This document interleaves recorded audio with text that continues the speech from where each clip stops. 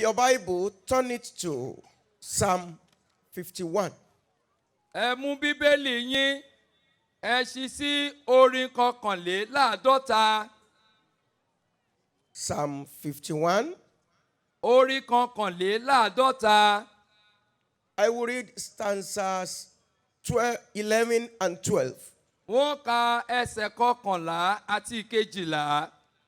Psalm 51, stanzas 11 and 12. Orin kọkànléláàádọ́ta ẹsẹ̀ kọkànlá àti ìkejìlá. Cast me not away from thy presence. Take not thy Holy Spirit from me. Restore unto me the joy of thy salvation, and uphold me with thy free spirit. Everybody say amen. Ẹ sọ pé àmín. The topic of the message is Àkòrí ọ̀rọ̀ Ọlọ́run nìyí. godly sorrow, the key to repentance and salvation. Ìbínú jẹ́ ìwà bí Ọlọ́run. Ó jẹ́ kọ́kọ́rọ́ fún ìrònúpìwàdà àti ìgbàlà.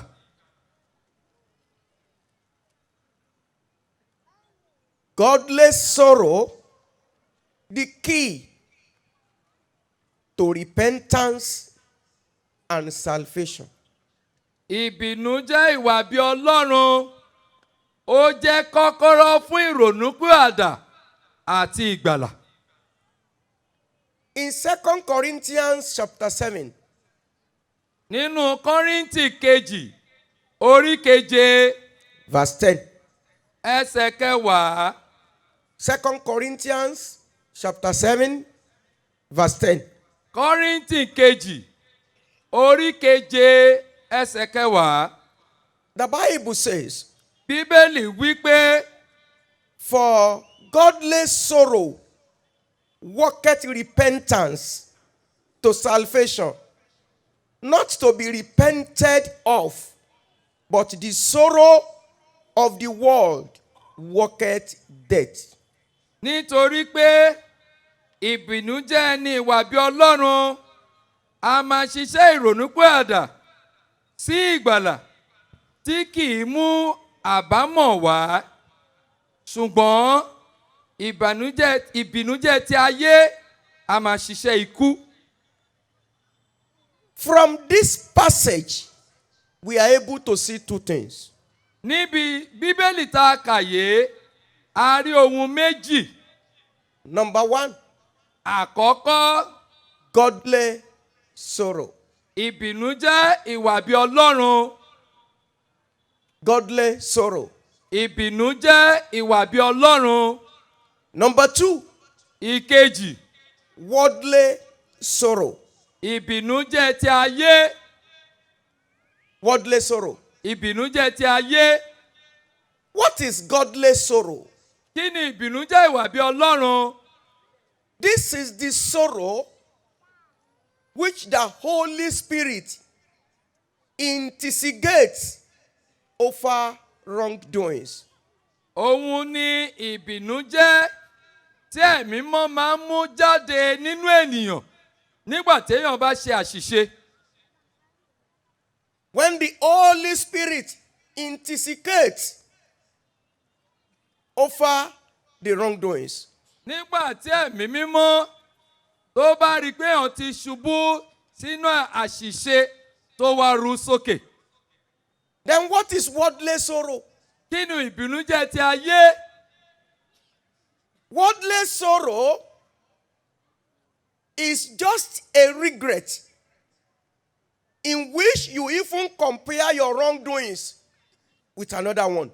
Ìbínú jẹ́ ti ayé ní àbámọ̀ tí èèyàn ní tó wá mú ọ kó o máa fi ara rẹ wé àṣìṣe ti ẹlòmíràn. You just say, oh, I regret this thing. However, I'm still okay. After all, somebody has done worse am I?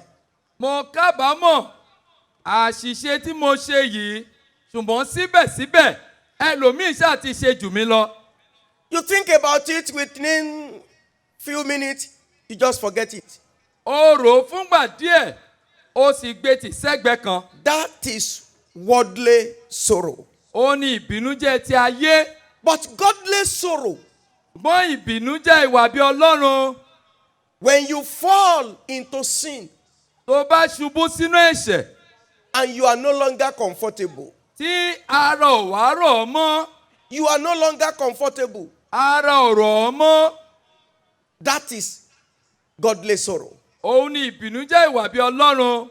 Now, Báyìí, when the godly man and the worldly man falls into sin, how will you differentiate? nígbà tí ẹni ìwà bí Ọlọ́run àtẹni tayé wọ́n bá ṣubú sínú ẹ̀ṣẹ̀, báwo ló ṣe ìyàtọ̀ láàrin àwọn méjèèjì? When the godly man and the worldly man fall into sin, how will you differentiate their attitude? Nígbà tí ẹni ìwà bí Ọlọ́run àtẹni tí ayé bá ṣubú sínú ẹ̀ṣẹ̀, báwo ló ṣe mọrú èèyàn tó ń jẹ́? Let me give you two animals to explain. Ẹ jẹ́ ń fi ẹranko méjì ṣàpèjúwe. Number one, Àkọ́kọ́, a pig. ẹlẹ́dẹ̀. A pig. Ẹlẹ́dẹ̀. Please, do you know a pig? Ṣé gbogbo wa la mọ ẹlẹ́dẹ̀ Wave your bí? hand if you know it. Tẹ́ bá mọ ẹlẹ́dẹ̀, ẹ juwọ́ yín. That's good. Ó dára. Then, the second animal, Ẹranko kejì, a lamb. àgùntàn. A lamb. Àgùntàn. Ọmọ àgùntàn. A pig may fall into the mud. Ẹlẹ́dẹ̀ ó lè ṣubú sínú ẹrọ̀fọ̀, sínú ìdọ̀tí. When it falls into the mud, Tó bá ṣubú sínú ẹrẹ̀, what will it do? kí ni yóò ṣe? It will be swimming in it, living in it. It will try that the mud cover all his body. Ẹlẹ́dẹ̀ yìí yóò wá máa lúwẹ̀ẹ́ nínú ẹrẹ̀, yóò máa lúwẹ̀ẹ́ nínú ìdọ̀tí àti ẹ̀gbin títí tí ẹrẹ̀ yìí yóò fi bo gbogbo ara rẹ̀. It will submerge himself into it. Yóò rí ara rẹ̀ bọ́nú rẹ̀. But if a lamb falls into the mud, Ṣùgbọ́n tí ọmọ ọ̀dọ́ àgùntàn bá ṣubú sínú ẹrẹ̀, what will it do? kí ni yóò ṣe? Suddenly, it will jump up. Lójijì ni yóò fò sókè, It will move out of the mud yóò jáde kúrò nínú ẹrẹ̀, and it will begin to shake its body. yóò máa gbọ̀n ara rẹ̀. He will be looking for a way that all the stains will get out of his body. Yóò máa wá gbogbo ọ̀nà tí àbàwọ́n tó ń bẹ nínú àgọ́ ara rẹ̀ bí ó ti gbọ̀n kúrò. A worldly man can be likened to a pig. Ẹni tí ayé ni a lè fi wé ẹlẹ́dẹ̀. If he falls into sin, he won't be worried. He will even continue. He will continue repeating it because it has enjoyment in it. Tó bá ṣubú sínú ẹ̀ṣẹ̀, yóò tún máa tẹ̀síwájú nínú ẹ̀ṣẹ̀ yẹn nítorí pé ó rò pé òun ń gbádùn nínú ẹ̀ṣẹ̀ náà. A godly man can be likened to a lamb. Ẹni ìwà bí Ọlọ́run la fi wé ọmọ ọ̀dọ́ àgùntàn. If a godly man falls into sin, he will be looking for a way to get himself out of it because he knows the dangers of living in sin.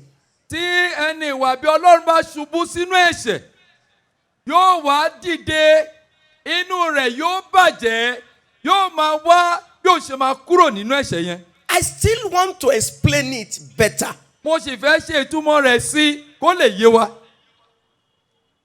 Because as from today, Torí láti òní lọ, if anybody ramps a sin and package it like a beautiful gift and give it to you, you will never take it.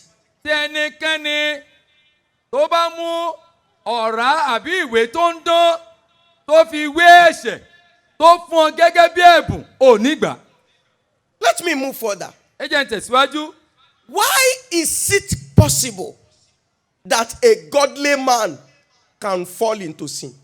Báwo ló ṣe ṣeé ṣe kí ẹni ìwà bí Ọlọ́run kó ṣubú sínú ẹ̀ṣẹ̀? It is a question.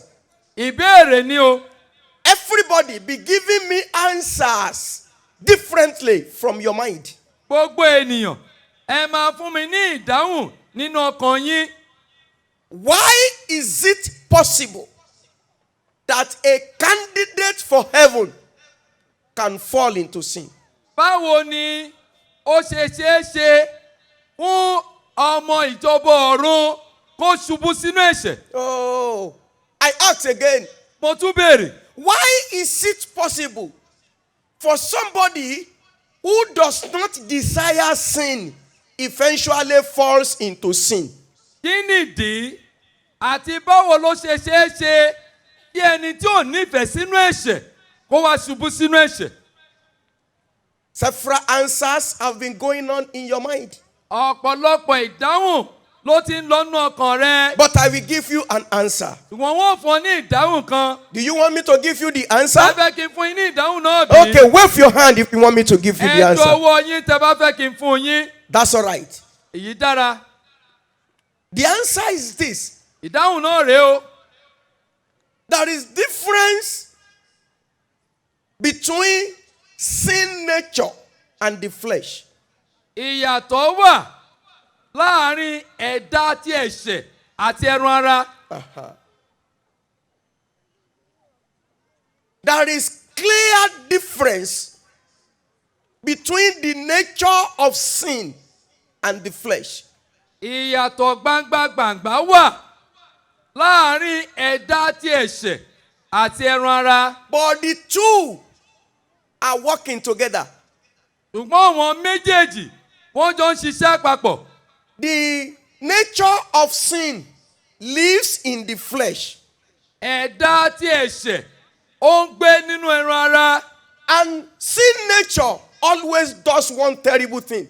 Ẹ̀dá ti ẹ̀ṣẹ̀ ó sì máa ń ṣe ohun kan tó burú jọjọ. Very terrible.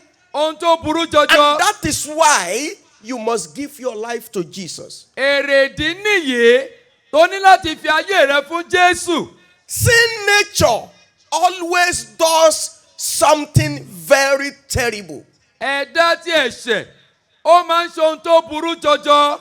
And what is that thing? Kí lóhun náà? Sin nature always produces sin into the flesh. Ẹ̀dá tí ẹ̀ṣẹ̀ òun ló máa ń ru ẹ̀ṣẹ̀ jáde sínú ara. Sin comes from the sin nature and it enters the flesh. Ẹ̀ṣẹ̀ ó máa ń jáde láti inú ẹ̀dá tí ẹ̀ṣẹ̀ wá sínú ara. Everybody, look here clearly. Ẹ wò yìí kẹ́ sì gbọ́ dáadáa. This is the flesh. Àgọ́ ara leléyìí. This flesh Àgọ́ ara yìí has a limitation. ó ní gbèǹdéke. And what is the limitation? Kí ni gbèǹdéke rẹ̀? It cannot produce sin by itself, Òun ò lè mú ẹ̀ṣẹ̀ jáde nínú ara rẹ̀. but it can carry out sin which is being produced by the sin nature. Ṣùgbọ́n òun lè gbé ẹ̀ṣẹ̀ jáde, ó lè fi ẹ̀ṣẹ̀ sójú ṣe nígbà tí ẹ̀dá ẹ̀ṣẹ̀ tó bá ti fi fún. When you give your life to Jesus, Tó bá fayé rẹ fún Jésù, something wonderful will happen. ohun ìyanu kan yóò ṣẹlẹ̀. What is that thing? Kí lohun náà? The sin nature will be destroyed immediately Ẹ̀dá ẹ̀ṣẹ̀ la ó parun lẹ́sẹ̀kẹsẹ̀. because new nature will take over. Nítorí pé ẹ̀dá titun yóò gba àkóso. The moment you say, "Oh, I surrender to Jesus," Ní kété tó bá ti yọ̀ǹda ara rẹ fún Jésù, immediately, lẹ́sẹ̀kẹsẹ̀, instantly, lẹ́sẹ̀kẹsẹ̀, sin nature will be destroyed. ẹ̀dá ẹ̀ṣẹ̀ la ó parun. New nature will take over. Ẹ̀dá titun yóò wá gba àkóso. But listen to something you must never forget. Ṣùgbọ́n ẹ gbọ́ ohun tẹ́ ò gbúdọ̀ gbàgbé láéláé. Listen clearly. Ẹ gbọ́ dáadáa. I will ensure that you understand this message. Wọ́n rí i pé ọ̀rọ̀ Ọlọ́run ó yé yín yékéyéké. I said, Mo wí pé when you surrender to Jesus, tó bá fayé rẹ fún Jésù, sin nature will be destroyed. ẹ̀dá tí ẹ̀ṣẹ̀ la ó parun. But Ṣùgbọ́n the products of sin which the nature has produced into the flesh are still in the flesh. àbájáde ti ẹ̀ṣẹ̀, ìtí ẹ̀dá ti ẹ̀ṣẹ̀, èyí tó ti fi pamọ́ sínú ara, ó sì ń bẹnu ara. They are in the flesh. Ó sì ń bẹnu ara. The difference is Ìyàtọ̀ rèé. the sin nature will not be able to produce another sin, but the one already produced are in the flesh. Ẹ̀dá tí ẹ̀ṣẹ̀ kò tí lè gbé ẹ̀ṣẹ̀ mìíràn jáde wá sínú ara, ṣùgbọ́n èyí tó ti ṣe ó wà níbẹ̀. I give you an illustration. Wọ́n fún yín ní àpẹẹrẹ. We are in Nigeria. A wà lórílẹ̀‐èdè I Nàìjíríà. will give you an illustration that will be so clear to you. Wọ́n fún yín ní àpẹẹrẹ tí ó yẹ yín koro. Many years ago, Láì mọye ọdún sẹ́yìn, there is a factory which is motor factory, ilé-iṣẹ́ kan wà èyí tán ti ń ṣe ọkọ̀. and the factory was Bedford factory. Ọkọ̀ Bedford náà ń ṣe nílé-iṣẹ́ yẹn. Bedford factory. Ọkọ̀ Bedford náà ń ṣe. The factory was produced Bedford vehicles. Ilé-iṣẹ́ yẹn ọkọ̀ Bedford òun náà wọ́n ń ṣe. And many years ago, Àìmọye ọdún sẹ́yìn, the factory was no more in existence. ilé-iṣẹ́ yìí wọ́n wá sí ní fa- orílẹ̀-èdè yìí mọ́.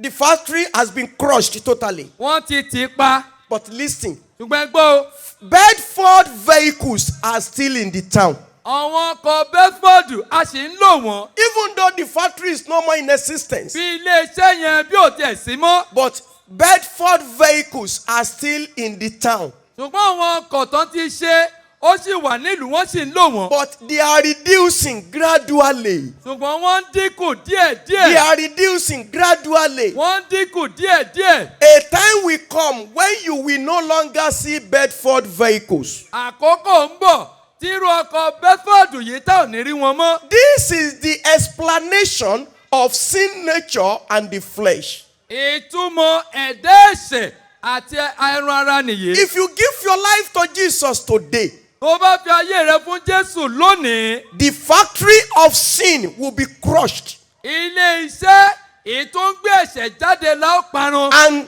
gradually, the sin in the flesh will leave you. Díẹ̀díẹ̀ ẹ̀ṣẹ̀ tó wà nínú àgọ́ ara òun náà yóò dópin. So today, Lónìí, anyone who is still struggling with sin, struggling with sin, battling with sin, fighting with sin, today you will receive victory.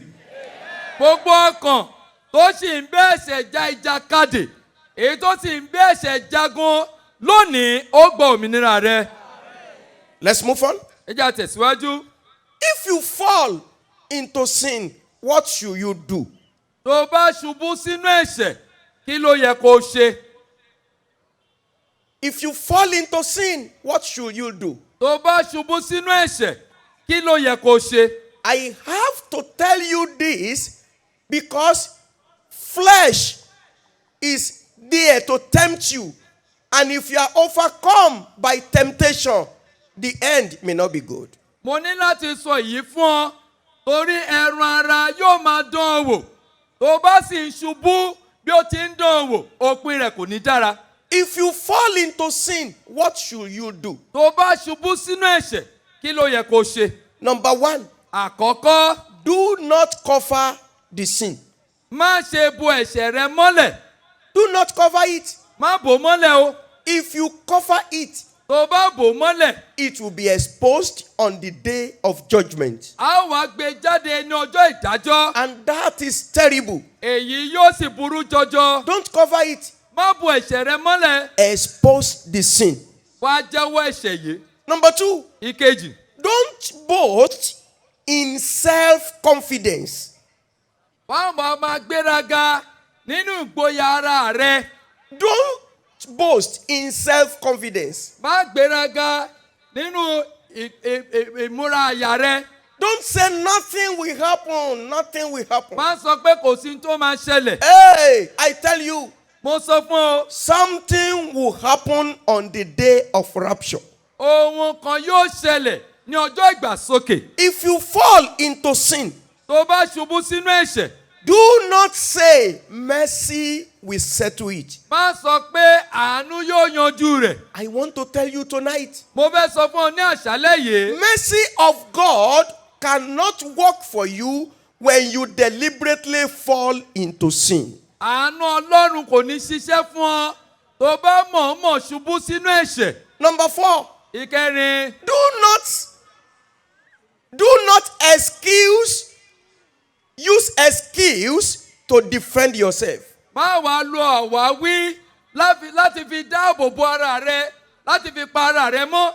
Do not use excuse to defend yourself. má lo àwáwí láti dára rẹ láre. That is, it is not my fault. It is somebody or something that has caused it. ohun kan ló ti fà á kì í ṣe pé mo mọ̀ọ́mọ̀ náà. No. rárá. Don't use excuse to defend yourself. má lo àwáwí láti dáàbò bo ara rẹ. Number 5, ìkarùn-ún. do not say, Lord, I'm sorry, I will not do it again. má wàá sọ wípé ọlọ́run má bínú mo ò ní ṣe bẹ́ẹ̀ mọ́. Hey, the matter of sin is more than the word sorry. ọ̀rọ̀ ẹ̀ṣẹ̀ ó mà ju má bínú lọ.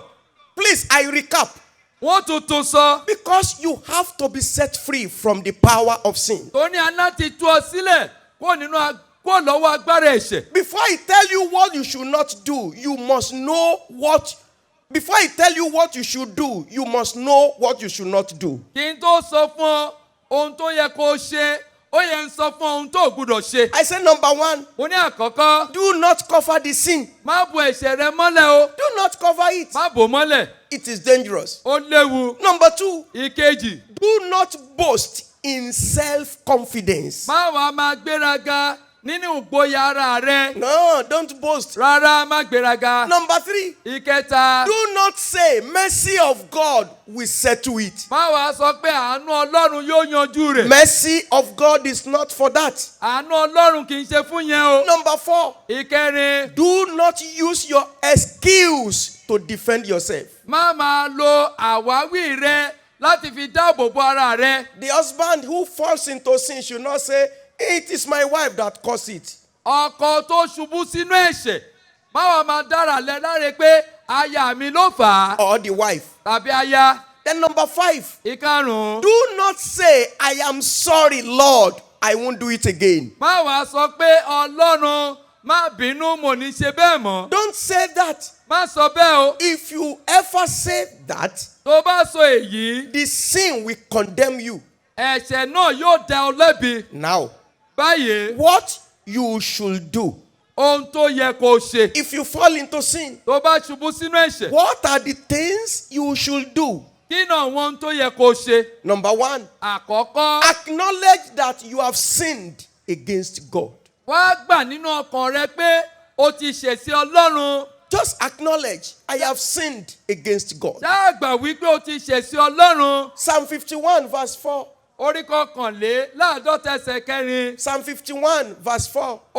orí kọkànléláàádọ́ta ẹsẹ̀ kẹrin. David said, against you, O God, I have sinned. dávidi sọ pé ìwọ ni mo ṣẹ̀ sí. Until you know that you have sinned against God, you won't be sorrowful for the sin. ó dìgbà tó bá mọ̀ tó sì gbà bí ọlọ́run ló ṣẹ̀ sí òní ní ìbìnújẹ́ ìwà bí ọlọ́run.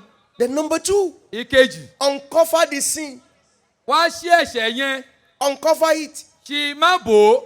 Confess it. jẹ́wọ́ rẹ̀. And forsake it. kó sì má lọ sínú rẹ̀ mọ́. If you fall into sin, tó bá ṣubú sínú ẹ̀ṣẹ̀, please uncover it, jọ̀wọ́ má bu ẹ̀ṣẹ̀ yẹn tú síta, confess it, jẹ́wọ́ rẹ̀ and forsake it. kí o sì kọ̀ sílẹ̀. Oh, it is very, very important. ó ṣe pàtàkì. Satan will not want you to uncover your sin Sàtánì ò ní fẹ́ kó ṣí ẹ̀ṣẹ̀ yẹn síta. because he knows that if you uncover it, you will be set free.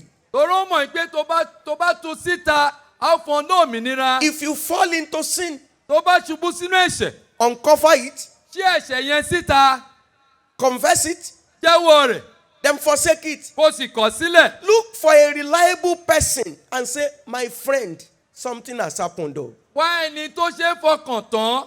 ọ̀rẹ́ mi, nǹkan kan ti ṣẹlẹ̀. Something has happened. ohun kan ti ṣẹlẹ̀ o. Because you are a godly person. torí ẹni ìwà bí Ọlọ́run ni You ọ́. don't want to go to hell. o fẹ́ lọ sọ́run àpáàdì. You don't want your sin to condemn you. o fẹ́ kí ẹ̀ṣẹ̀ rẹ kó dá ọ lẹ́bi. Then number 3, ìkẹta, when you are punished for the sin, do not accuse God. tá a bá wá ń fìyà jẹ ọ́ nítorí ẹ̀ṣẹ̀ náà, má ṣe nàka àbùkù sí Ọlọ́run. This is a crucial point. ó jẹ́ kókó tó le. When you are punished for the sin, tí a bá ń fìyà ẹ̀ṣẹ̀ tó ṣẹ̀ jẹ ọ́, do not accuse God. má nàka àbùkù sí Ọlọ́run. I repeat, wọ́n tuntun sọ. there are sins that even though you are forgiven, you will still be punished. àwọn ẹ̀ṣẹ̀ kan wà bó tilẹ̀ jẹ́ pé a ti dáríjì ọ́, ó sì jìyà rẹ̀. Because Proverbs 16 verse 5 declares it. nítorí pé ìwé òwe orí kẹrìndínlógún ẹsẹ̀ karùn-ún sọ bẹ́ẹ̀. Proverbs 16 verse 5 declares it. ìwé òwe orí kẹrìndínlógún ẹsẹ̀ karùn-ún sọ bẹ́ẹ̀. There are sins that may still require punishment. àwọn ẹ̀ṣẹ̀ kan wà tí ìjìyà sì ń dúró dì ọ́. Listen, everybody. ẹ gbọ́ gbogbo ènìyàn. If you are punished for a sin, do not accuse God. tá bá wá ń fìyà jẹ ọ́ nítorí ẹ̀ṣẹ̀ tó dá, má nàka àbùkù sí Ọlọ́run. I want to tell you something you might never heard before. mo fẹ́ sọ fún ọ ohun tó lè má tí ì gbọ́ rí. You hear about a man in the Bible called Cain. a gbọ́ nípa ọkùnrin kan tá à ń pè ní Kéènì nínú Bíbélì. This man committed grievous sin ọkùnrin yìí ó ṣe ẹ̀ṣẹ̀ búburú kan, and he was not forgiven. a sì wá dáríjì. He was punished for the sin a fìyà jẹ fún ẹ̀ṣẹ̀ yìí. and he died in the sin. ó wá kú sínú ẹ̀ṣẹ̀ yìí. Brethren, ẹ̀yin ará, the day I understood this, ọjọ́ tí òye yé mi, I nearly wept. mo fẹ́ máa sọkún. Cain is in hell now. Kéènì wà lọ́rùn àpáàdì báyìí. He committed a sin. ó ṣubú sẹ́ṣẹ̀, ó dẹ́ṣẹ̀. He was punished for it. a fìyà jẹ. Why do you think he was punished? kí ni ìdí tẹ́ṣẹ̀ rò pa fìyà jẹ? God deliberately punished him, Ọlọ́run mọ̀ọ́mọ̀ fìyà yìí jẹ. probably in the process of the punishment, he may repent.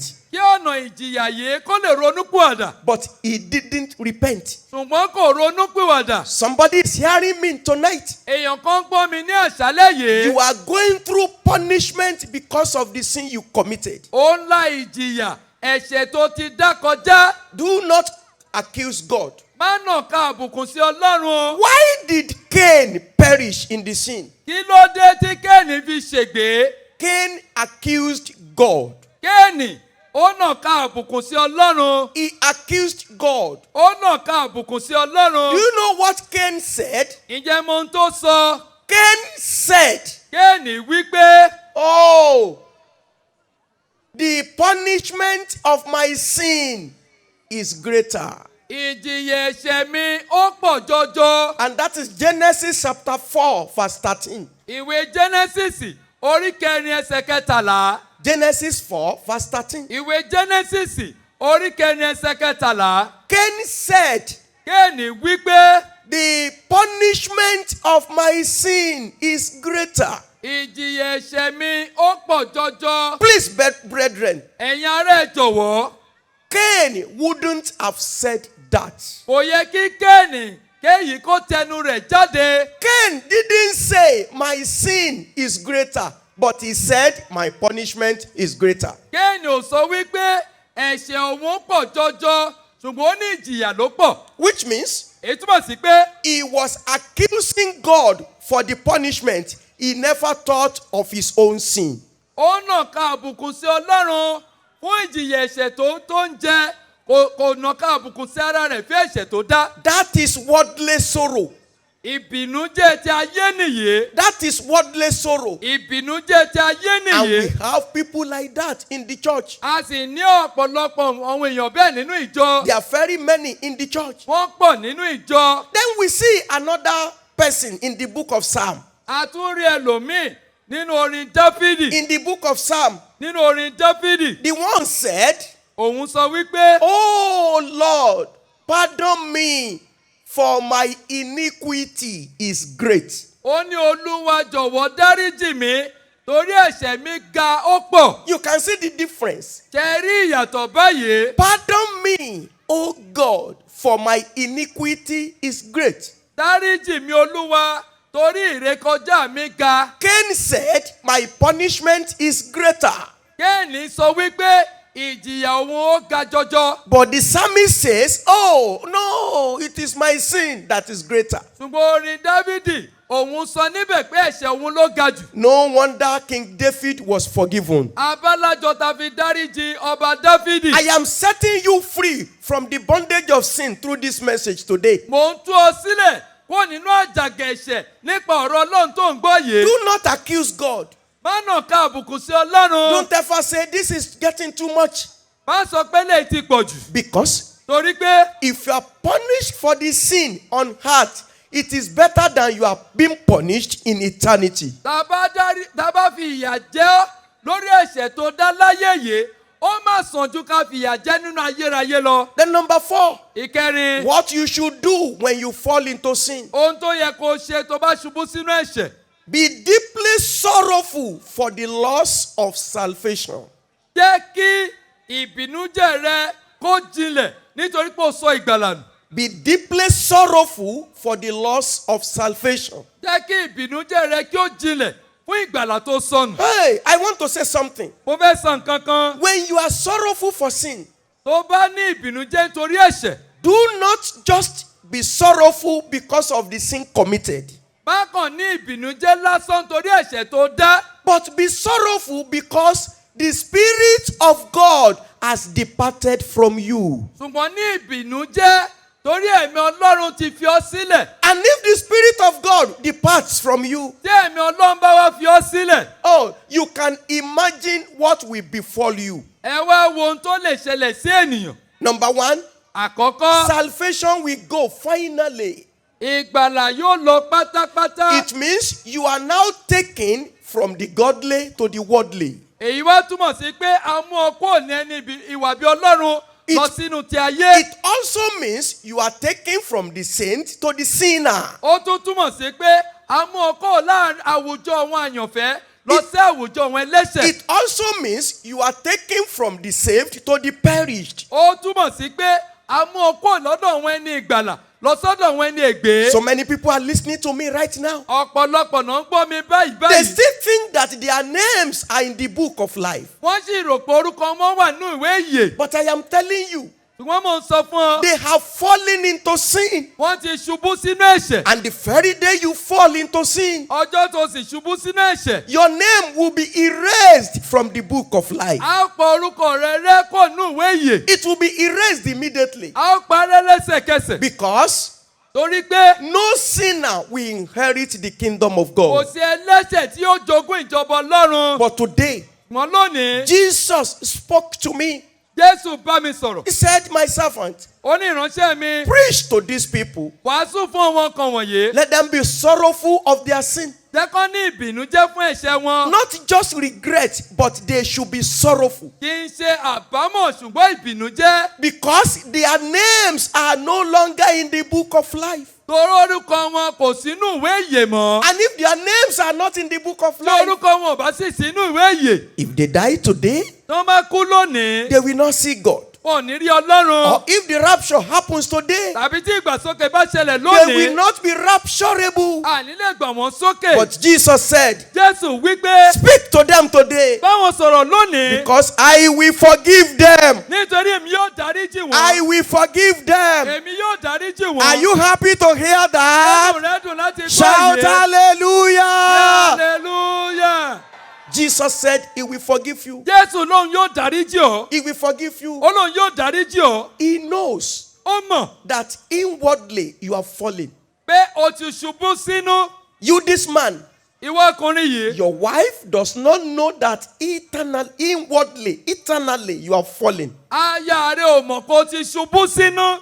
You, this woman, Ìwọ obìnrin yìí. your husband does not know that inwardly you are falling. Ọkọ rẹ̀ ò mọ̀ pé o ti ṣubú sínú. Even your pastor does not know. Olùṣọ́-àgùntàn rẹ̀ gan kò mọ̀. But Jesus knows. Ṣùgbọ́n Jésù mọ̀ o. And he knows that you cover it. Ó sì rí i pé òun bò ó mọ́lẹ̀. And Satan helps you to cover it more. Sàtánì wọ́n ràn lọ́wọ́ láti tútù bò ó So sí. that on the day of judgment, the sin covered will now stand against you. Tó bẹ́ẹ̀ ni ọjọ́ ìdájọ́ ẹ̀ṣẹ̀ tó bò mọ́lẹ̀ yóò wá dìde sí ọ. He said I should preach to you Ó ní kí n wàásù fún ọ. that if you can make up your mind today Tó bá lè pinnu ọkàn rẹ to lónìí destroy sin nature in your life, láti pa ẹ̀dá ẹ̀ṣẹ̀ rúnú ayé rẹ, he will forgive you. yóò dáríjì He ọ́. will write your name in the book of life. Yóò kọ orúkọ rẹ sínú ìwé ìyè. Therefore, Nítorí náà, do we have harlot here?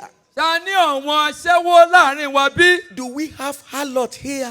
Àwọn aṣẹ́wó, Either secret one or public one. bóyá òun ṣe ní pamọ́ àbó òun ṣe ní gbangba. Let me tell you, Jẹ́ n sọ fún ọ. it is a sin, grievous sin for that matter. Ó jẹ́ ẹ̀ṣẹ̀ tó burú jọjọ níwájú Ọlọ́run. But Jesus can forgive you Jésù lè dáríjì ọ́. if you can come to him. Tó bá lè tọ̀ ọ́ wá. The reason why you are interested in it is because the factory of sin is not yet crushed in your life. Èrèdí èyí tí ẹ̀ṣẹ̀ ṣe ń dùn mọ́ tó sì fi ń ṣe é, ó ní pé ilé iṣẹ́ ẹ̀ṣẹ̀ àti ìparun náà ayé rẹ. In 2018, yes, Ọdún 2018, that is 3 years ago, ọdún mẹ́ta sẹ́yìn, we organized crusade like this at Uyo a wá ṣe ìsọjí ìta gbangba báyìí ní ìlú Uyo in Akwa Ibom State. ní ìlú Akwa Ibom. I remember we used their township stadium. Mo rántí pé gbọ̀ngàn ńlá wọn la lò. It was a massive explosion. Ó jẹ́ ọ̀pọ̀lọpọ̀ ọgọ́rùn èèyàn ló I wá was síbẹ̀. preaching the gospel like Mo ń this, wàásù ìrere báyìí. preaching to sinners Mo ń wàásù fún àwọn that ẹlẹ́ṣẹ̀. the sinners should change their ways. Kí àwọn ẹlẹ́ṣẹ̀ kó yí ọ̀nà wọn padà. And after the preaching,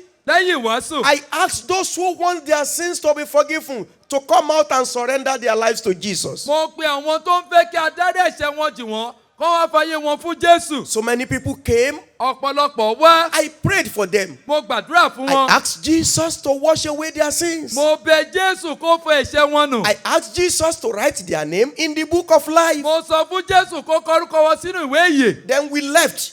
Àwa kò níbẹ̀. When we got to Lagos, Bàtà délùú Èkó, a week later, ọ̀sẹ̀ kan lẹ́yìn rẹ̀, I went to the president of the church mo wá lọ bá bàbá wa ààrẹ to greet him and thank him for the support of the crusade. láti dúpẹ́ lọ́wọ́ wọn àti ìtìlẹ́yìn ti ìsọjí ìta gbangba náà. I was in his office, we were discussing. Mo wà nílé iléeṣẹ́ wọn à ń sọ̀rọ̀. And he said, Ó wí pé Pastor Oke, olùṣọ́ àgùntàn so Ọ̀kẹ́. many people have been calling me from Uyo, Ọ̀pọ̀lọpọ̀ náà ti ń pè mí láti ìlú Uyo sharing their experience about the crusade. tó ń sọ ìrírí wọn nípa ìsọjí ìta He gbangba. said, are they calling you likewise? Ó ní ṣé bákan náà náà ń pè ọ́ I said, bí? no, I didn't release my number to anybody. Mo ní ẹ̀rọ alágbèéká mi ò fi fún He wọn. said, but my own number is in the diary. That is why they are calling me. Ó ní ṣùgbọ́n ẹ̀rọ alágbèéká tèmi wà nínú dárì wọ́n sì ń pè mí. He said, one of the interesting things is this. Ohun kan tó dùn mọ́ wọn nìyí. Baba said, a young lady called me 3 days ago. Wọ́n ní ọ̀dọ́mọbìnrin kan ó pè wọ́n ní ọjọ́ mẹ́ta sẹ́yìn. And she said, Ó wá wí pé Daddy, I was at the crusade at Uyo. mo wà nínú ìsọjí ìta gbangba ti ìlú Uyo. When the evangelist preached against sin, Nígbà tí ajíire tó wàásù tako ẹ̀ṣẹ̀. she said, I came out and I surrendered my life to Mo Jesus. jáde wá mo fàyè mi fún Jésù. Said he prayed for us and we left. Ó gbàdúrà fún a sì lọ. Said Tuesday,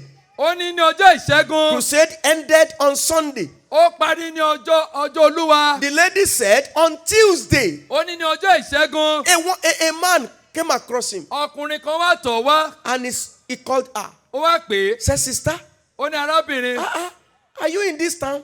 tó wà ní ìlú yìí. She said, yes, I'm in this Ó town. lóun wà ní ìlú yìí. Say, oh, what are you doing now? Ó ní kí ló ń ṣe báyìí. And she said, well, I was an harlot, but I've just left crusade and I've made up my mind that I will not do harlotry work anymore.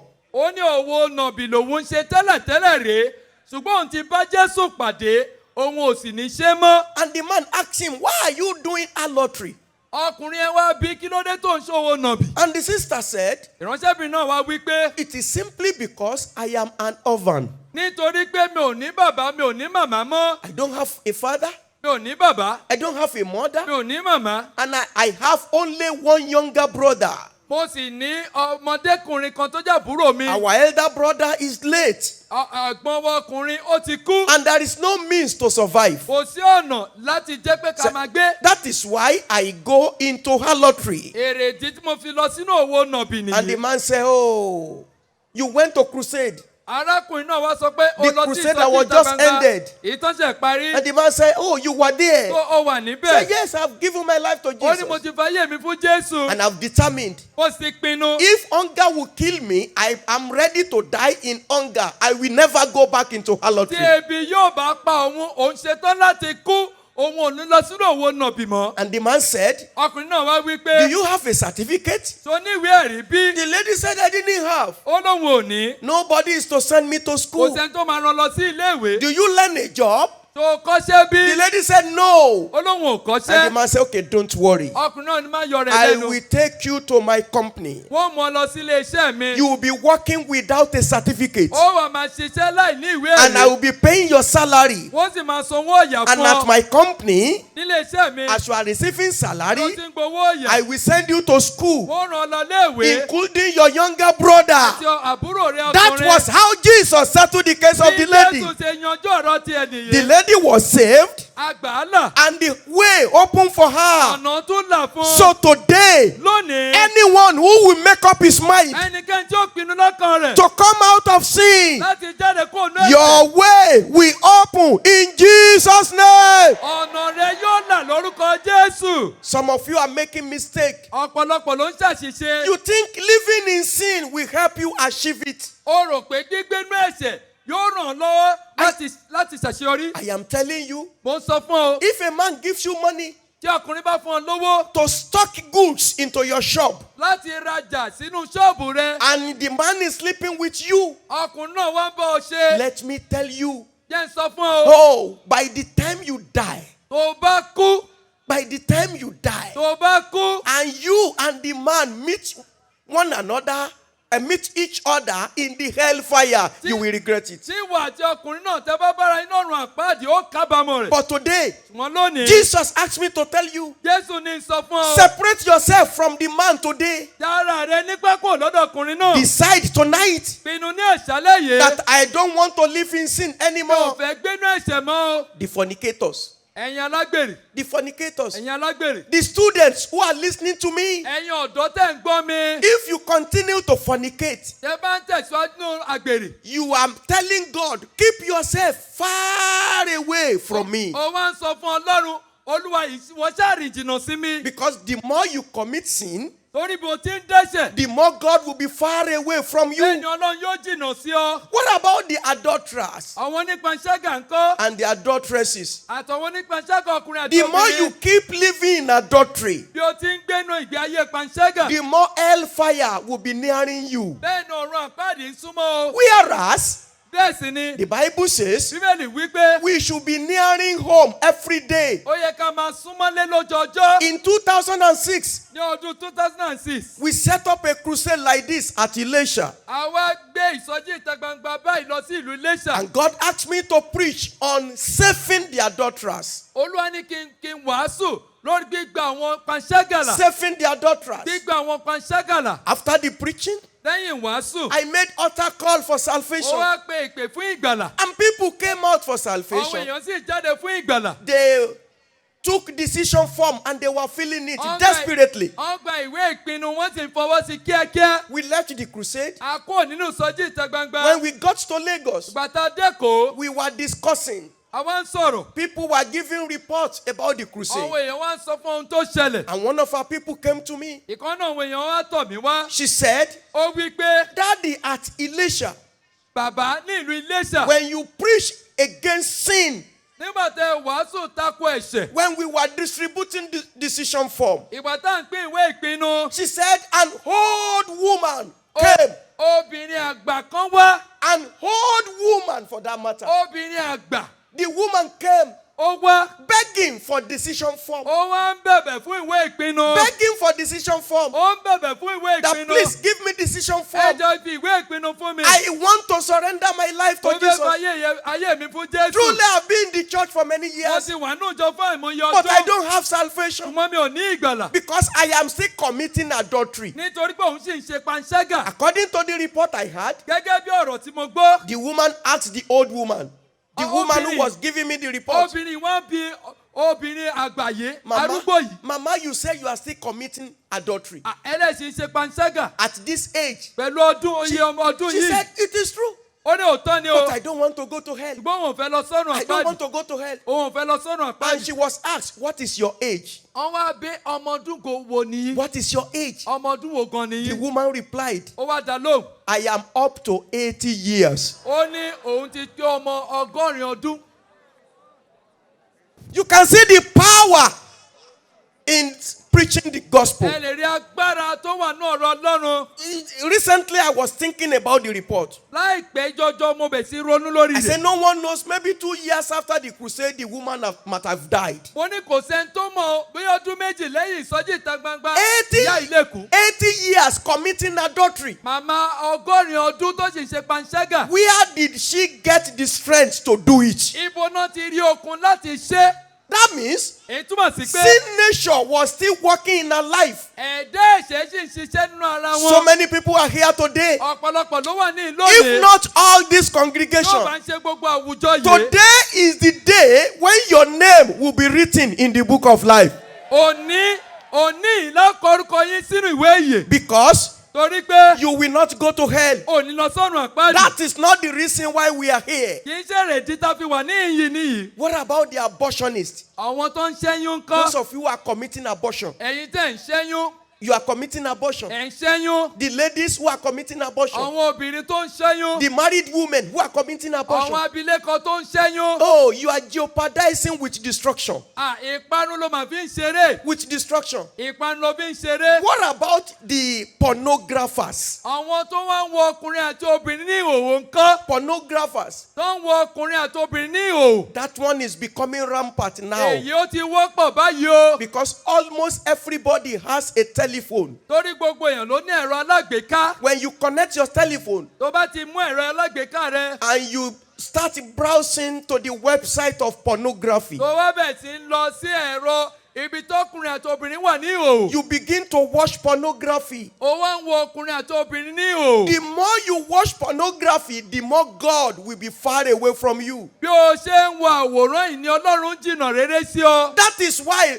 majority of people are in the church, but the candidates for heaven are very few. Èrèdí nìyí tí ọ̀pọ̀lọpọ̀ wà nínú ìjọ ṣùgbọ́n ọmọ ìjọba ọ̀run péréte ni wọ́n. Listen to this one. Ẹgbẹ́ èyí. What about the masturbators? Àwọn tó ń bára wọn ṣe ń kán lọ́kùnrin lóbìnrin. Masturbators. Àwọn tó ń bára wọn ṣe náà wọn Up nìkan. till today, Títí dòní. you this young man, Ìwọ ọ̀dọ́mọkùnrin. you this young lady, Ìwọ ọ̀dọ́mọbìnrin. you are still masturbating. Ó sì ń bá ara rẹ ṣe níwọ nìkan. In your toilet, you masturbate. Ní ilé ibi tó ti ń gbọ̀nsẹ̀ In ó your bára rẹ bedroom, ṣe. you masturbate. Níbi tó ti ń wẹ̀ ó ń bára rẹ You ṣe. masturbate. Ó sì ń bára rẹ ṣe. The more you masturbate, Bí ó ti ń bára rẹ ṣe the nì. more the Spirit of God will be leaving you. Bẹ́ẹ̀ ni ẹ̀mí Ọlọ́run yóò máa fi ọ́ sílẹ̀. But today, Ṣùgbọ́n lónìí. God is looking for vibrant people. Ọlọ́run ń wọ àwọn tó múra tán. People who will be connected to God. Àwọn tí ó sopọ̀ mọ́ Ọlọ́run. People who will shake the world with preaching the Àwọn gospel. tí ó mi ayé pẹ̀lú ìwàásù ọ̀rọ̀ Ọlọ́run.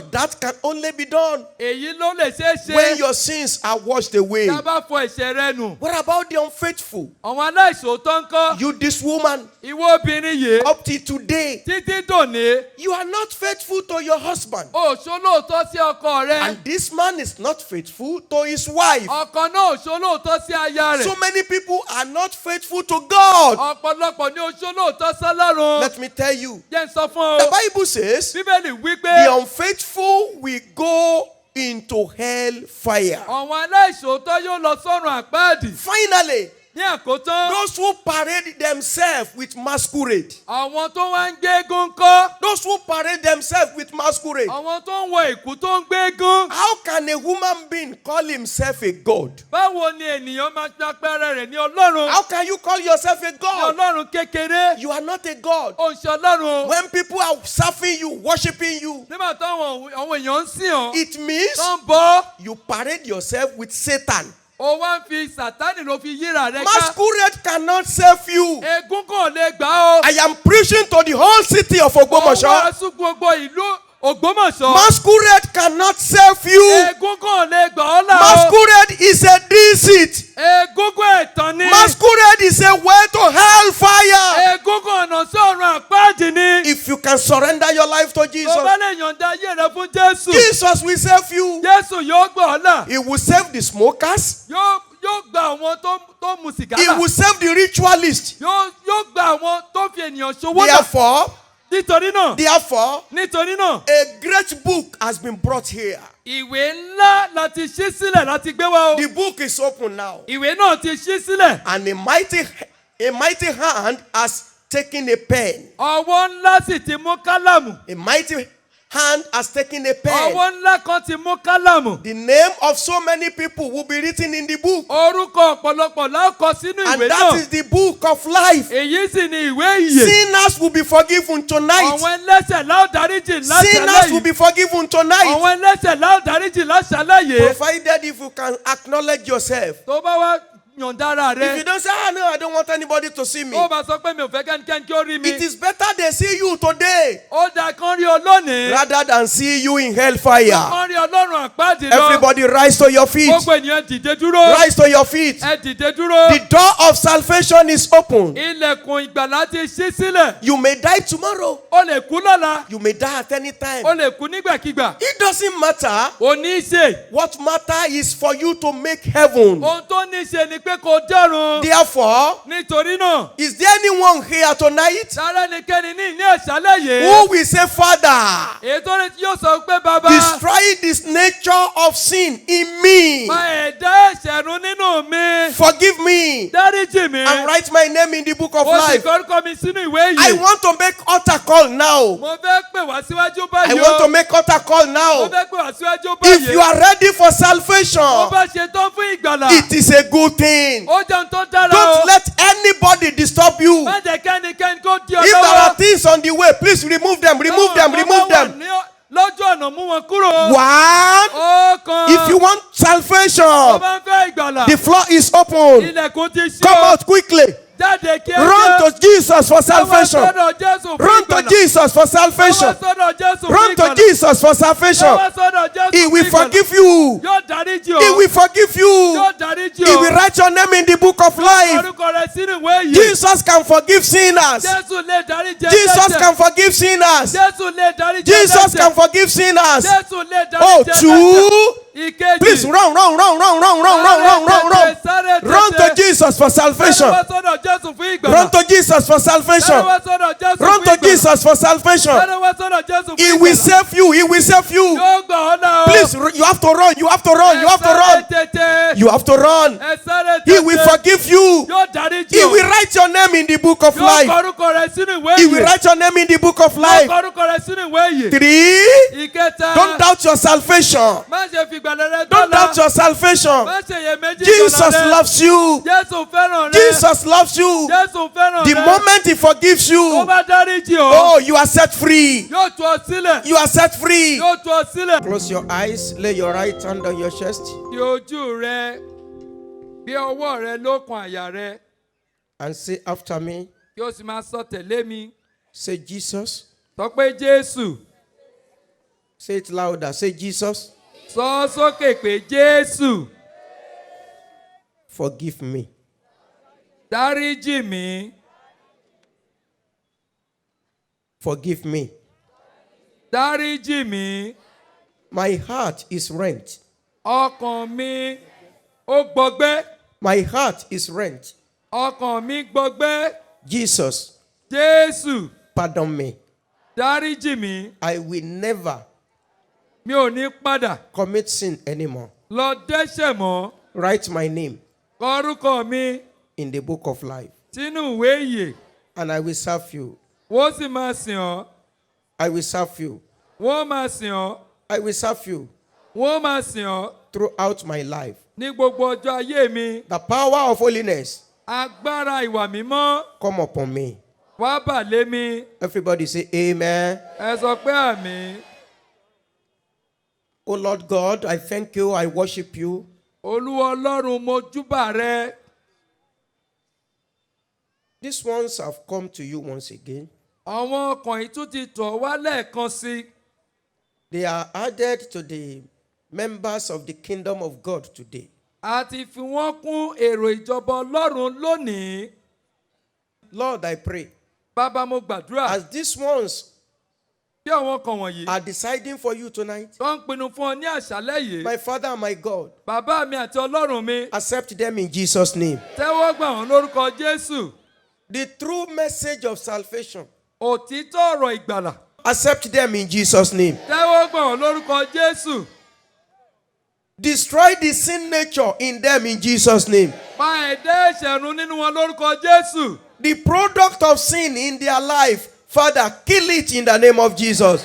Àbájáde ẹ̀ṣẹ̀ nínú wọn Olúwa parun lórúkọ Jésù. Lord, Olúwa write their names in the book of life. orúkọ wọn sínú ìwé ìyè. Write their names in the book of life. Orúkọ wọn sínú ìwé ìyè. Write their names in the book of life. Orúkọ wọn sínú ìwé ìyè. Let their salvation be genuine in Jesus' name.